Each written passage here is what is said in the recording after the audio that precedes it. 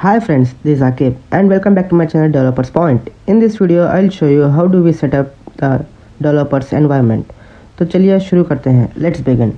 On this course, we are going to building a .NET application, and to do that, we are going to need .NET software kits and to help us build and run the application. So come on to the website called .NET.microsoft.com. You need to do is download this for your particular operating system. Now it's available for Windows, Linux and Mac. There is also a Docker version available here. You can download the Docker version too. This course has been recorded for .NET 5 and at the time of recording the latest version available is .NET 5.0.2. So please go ahead and download and install the .NET 5 or whatever version, the latest version available for you. Latest releases versions will be fine to work with on this course.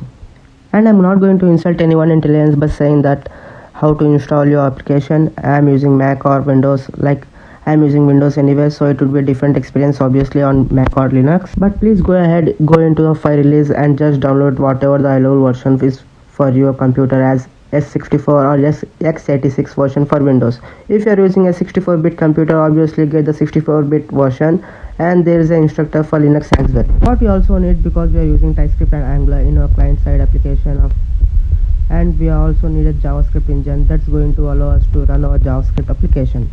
And it's also used to compile what we used to write in Angular code, which is the TypeScript into JavaScript. So we also need something called Node.js.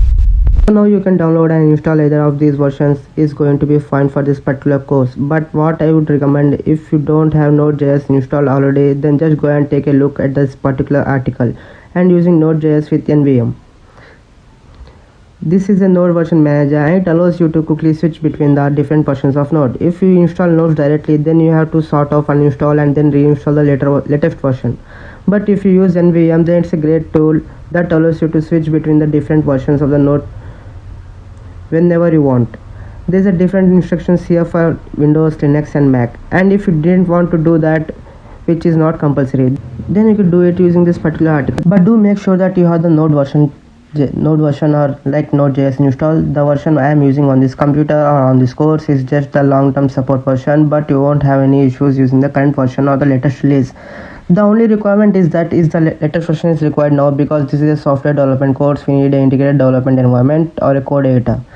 Now for all the tough demonstrations on this course, I am going to use Visual Studio Code. The reason I am using Visual Studio Code is that it's a free and it's open source. The experience is the same on Windows, Linux or Mac. And it's perfectly fine for writing the C# code and the TypeScript code. In fact, it's an excellent TypeScript editor, but the code editors, and it's it's my really personal choice. Now if you are on Windows, you might prefer to use the Visual Studio 2019 and this would be fine as well. I would suggest you still need to use the Visual Studio Code for TypeScript for me. Like if you are working on this course, then we all be having the same chances and we'll be starting from the same point. Angular applications, but you could use that for the C# code that we are writing. You don't have to use the same idea for both of the different parts of the application we are building here. We are building a .NET application that's doing our API, and we are also building a client application, and that's going to be on our Angular project. You don't have to use the same editor for both, or like for Angular or like for the same thing. You got it right. But personally, what I would recommend is that you just go ahead and use the Visual Studio Code. I will be describing the shortcut tips and tricks for the code as we go through the course, and obviously I won't be doing that for Visual Studios or Rider if you are using one of those. So please go ahead and select an editor. If I would recommend VS Code. If you are not sure and you don't have already a preference, please go ahead and make sure you have got all this available as well. Another tools that we will need is called Postman. So just go to the postman.com/downloads, and we are going to be using this to test our API as we build it. It's a fantastic tool. It really speeds up, and as we are going about the business of our creating API, and so that we can test it along the way as well.